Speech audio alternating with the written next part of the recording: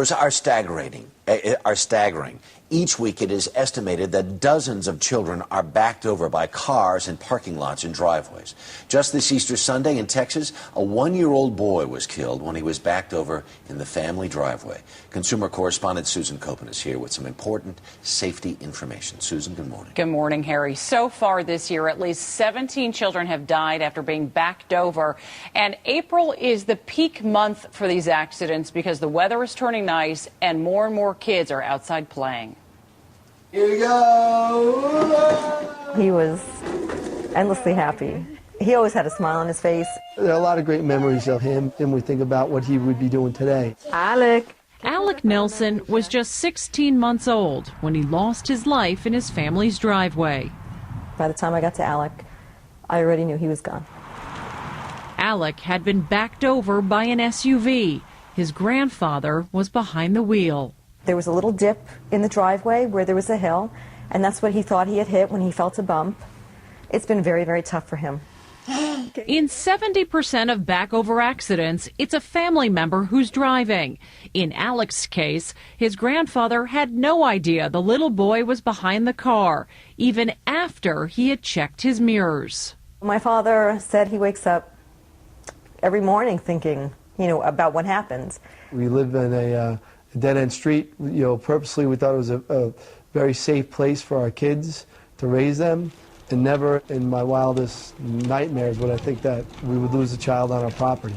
According to experts, 50 children a week are backed over by cars, and 2 children die. Most victims are between 12 and 23 months.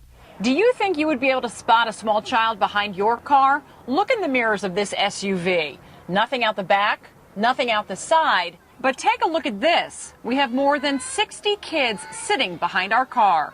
So 2 kids a week are killed. Susan Oriema is with Kids in Cars, a nonprofit safety organization which tracks back-over accidents. Don't back blind. See the children. This blows my mind, and I've seen this before. I've seen it over and over again, and I still am a little bit in awe of the fact that the blind zone is so large. 60% of back-over cases involve a larger vehicle, like a van, SUV, or truck.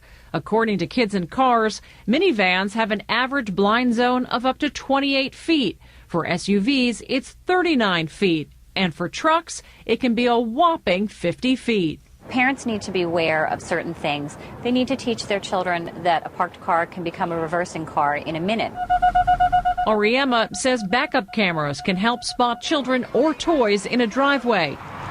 But parents should always take extra steps when backing up. Before they get into their vehicle, they always want to walk around the car, make sure it's free and clear, and always continue to use your mirrors as you're backing up. Scan the area as you're backing to make sure no child enters that blind zone. Alec's death has changed the way the Nelson family drives. Both of their cars now have backup cameras, and the family helped pass Alec's Law, which requires car dealers in their county to pass out safety information to buyers. This can happen to anyone, and it has nothing to do with negligence. It has nothing to do with not being an attentive parent. It has everything to do with not being able to see behind you when you back up. And his grandfather is so distraught he has never talked publicly about the accident. Safety experts say it's important for parents to teach their kids that a driveway is a place for cars, not for kids. And many of these accidents happen during the holidays because of so many family gatherings, Harry. And we saw that in Texas on Easter. That picture is so stunning with all of those kids. How many kids did you have lined up behind that We vehicle? started with 70. Some of them ran out, but it was more than 60 kids. But what behind the needs car. to be kept in mind, it's not just reverse, it's in front of the car or in front of the vehicle as well, right? Right. The blind zone in front of a car is between 6 and 8 feet. And I've done stories with parents who have, driven forward and killed their child. So it's something you have to think about, front and back, and walk around your car. Make sure you can see your kids. They're off to the side before you start to, back up or pull forward. Well, Susan Copen, thanks so much. A lot happens early.